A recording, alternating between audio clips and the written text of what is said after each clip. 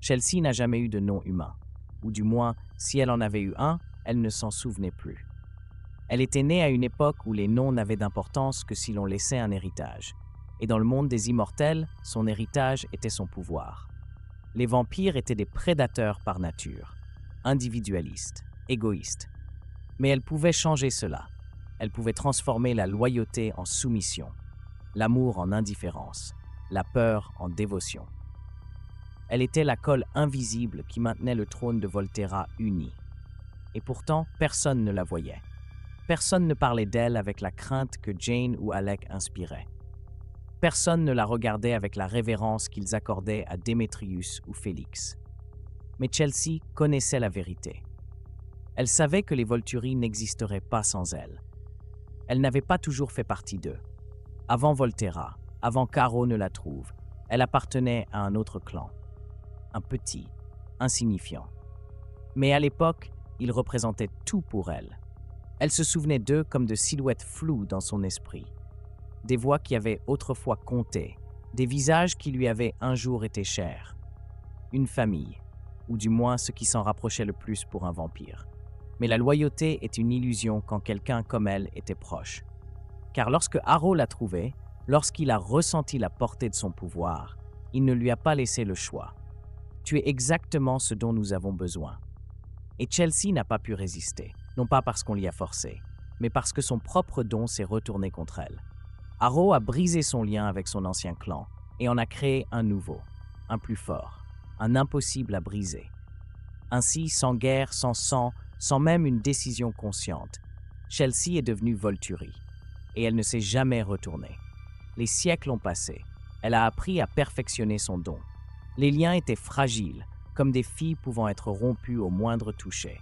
L'amour pouvait se faner. La loyauté pouvait changer de camp. Tout était une question de tirer les bonnes ficelles.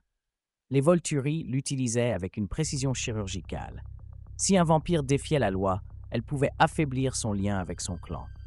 Si quelqu'un hésitait, si quelqu'un était tenté de trahir, elle renforçait sa dévotion. Harrow n'avait jamais besoin de forcer qui que ce soit à le suivre, parce que Chelsea l'avait déjà fait pour lui. Personne ne le savait, personne ne le comprenait. Mais tous ceux qui servaient les Volturi, tous lui appartenaient, et aucun d'entre eux ne le soupçonnait. Puis Éléazar est arrivé. Chelsea avait travaillé sur lui pendant des décennies. Elle avait renforcé sa loyauté, tissé son lien avec la garde, jusqu'à ce qu'elle le croie indestructible. Mais Éléazar est parti.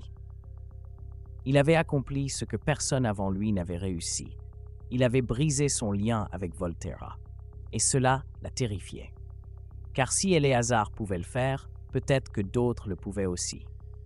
Et si quelqu'un découvrait comment lui résister? Que deviendraient les Volturi? Chelsea ne l'a pas dit à Harrow. Elle ne voulait pas qu'il sache qu'elle avait échoué. Elle ne voulait pas qu'il découvre que peut-être son pouvoir n'était pas absolu. Mais depuis le départ d'Éléazar, elle a commencé à observer les autres de plus près. Et elle l'a vu. Les fissures, les petites failles dans la loyauté de certains membres de la garde. Félix était obéissant, mais il ne se souciait pas d'Harrow. Démétrius était mortel, mais seulement parce qu'il n'avait pas d'autre choix.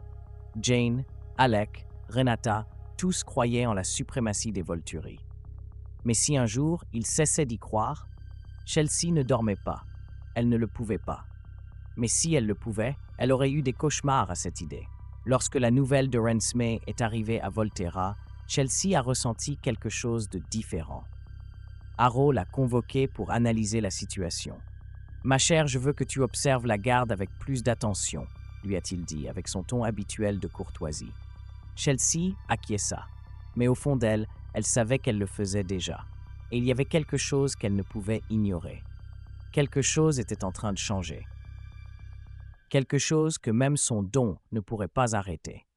Le temps des Volturi était compté, et pour la première fois de son existence, Chelsea n'était pas sûre d'être du bon côté lorsque ce moment arriverait. Chelsea n'avait jamais ressenti la peur auparavant. Pas le genre de peur qui glace le corps, qui fait tout remettre en question. Elle avait toujours été l'architecte invisible du pouvoir des Volturi. Elle avait toujours été nécessaire. Mais pour la première fois en siècles, Alors qu'Arrow et sa garde marchaient vers Forks, elle n'était pas sûre de pouvoir contrôler ce qui allait arriver. La confrontation avec les Cullen était inévitable. Renesmee était quelque chose de nouveau, quelque chose hors de sa compréhension, un lien qu'elle ne pouvait pas manipuler. Mais ce qui l'inquiétait, ce n'était pas l'enfant, c'était les alliés. Trop de vampires. Trop de volonté unie par quelque chose qu'elle n'avait pas renforcé. Lorsqu'elle observa les témoins des Cullen, elle ressentit quelque chose qu'elle n'aurait jamais dû ressentir. Le vide. Il n'y avait aucun fil à tirer. Elle ne pouvait pas briser ces alliances, parce qu'elle ne les avait pas créées. C'était de véritables loyautés, nées de la confiance, pas de la manipulation. Et pour la première fois, Chelsea comprit le véritable pouvoir des Cullen. Ils n'avaient pas besoin de quelqu'un comme elle. Ils n'avaient pas besoin de forcer la loyauté de quiconque. Ils n'avaient pas besoin d'elle du tout. Arrow essaya sa diplomatie habituelle. Il tenta d'adoucir le conflit, de semer le doute parmi les témoins.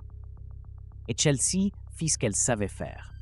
Elle étendit son don sur la foule, tentant de semer des fissures, d'affaiblir les liens qui avaient poussé tant de gens à se ranger du côté des Cullen. Mais cela ne fonctionna pas. Elle ne put pas briser leur union. Ils avaient déjà choisi. Et le pire, c'était qu'en cet instant, Chelsea réalisa qu'elle aussi avait choisi. Quand Alice arriva, lorsqu'elle montra sa vision de l'avenir, Chelsea vit tout s'effondrer. Elle vit la terreur dans les yeux d'Arrow.